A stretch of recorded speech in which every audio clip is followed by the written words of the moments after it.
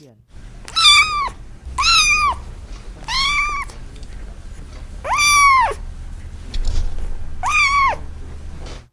Và phân hô rất thích sống ở các khu vực biển non, nước chảy tương đối nhanh, nước sâu sạch và mát mẻ.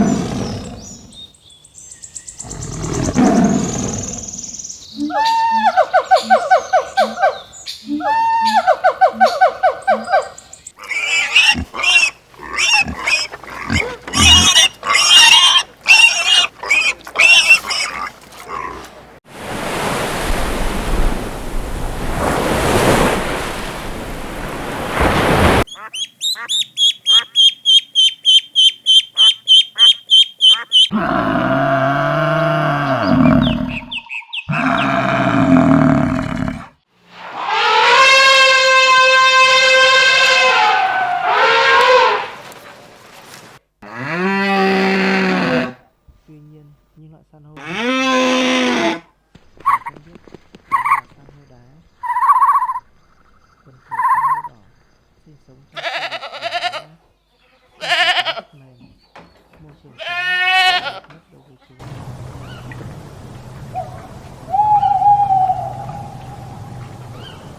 Ở sinh thành trạng thái trồng cây thì người ta quen gọi là san hô, cây san hô.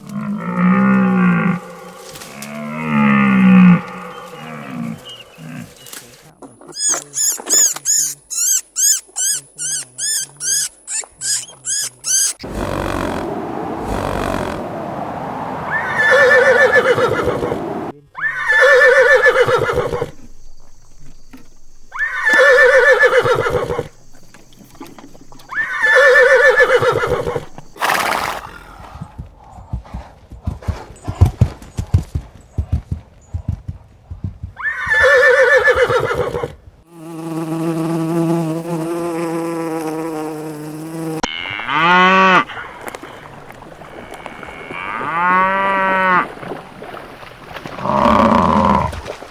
Những con san hô hút trong từng chiếc keo hình thành thực sự rất đẹp mắt. Đó là một thứ dùng trang sức bày biện thượng hảo. Quần thể san hô đá sống ở ven các bờ biển nhiệt đới và quần thể không trồng cây có viên sỏi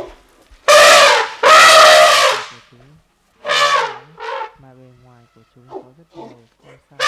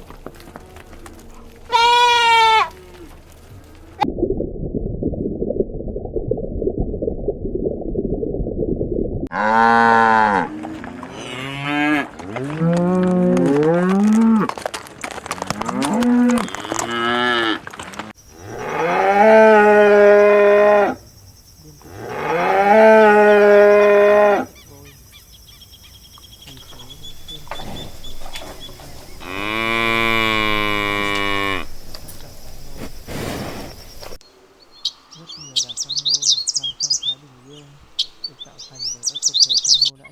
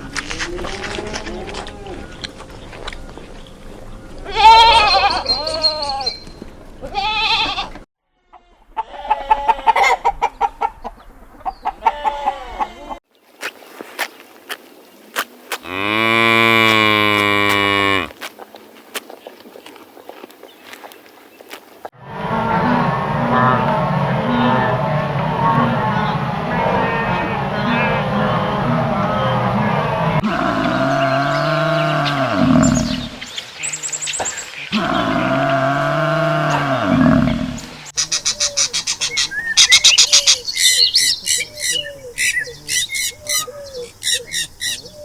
Mặt tốt giống như san hô đá, có thể sử dụng làm đồ trang trí, kiến trúc, điêu khắc. Loại san hô không đổ trứng có thể làm măng rêu. Đặc điểm cơ thể san hô là bộ phận sinh dục là điều kiện bắt buộc để quyết định cách chuyển hóa toàn cầu. Nhờ vậy, những loại san hô như thạch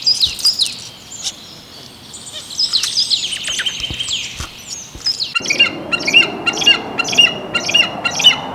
rất dày và kích thước lớn. Nguyên do là tính chất của các lớp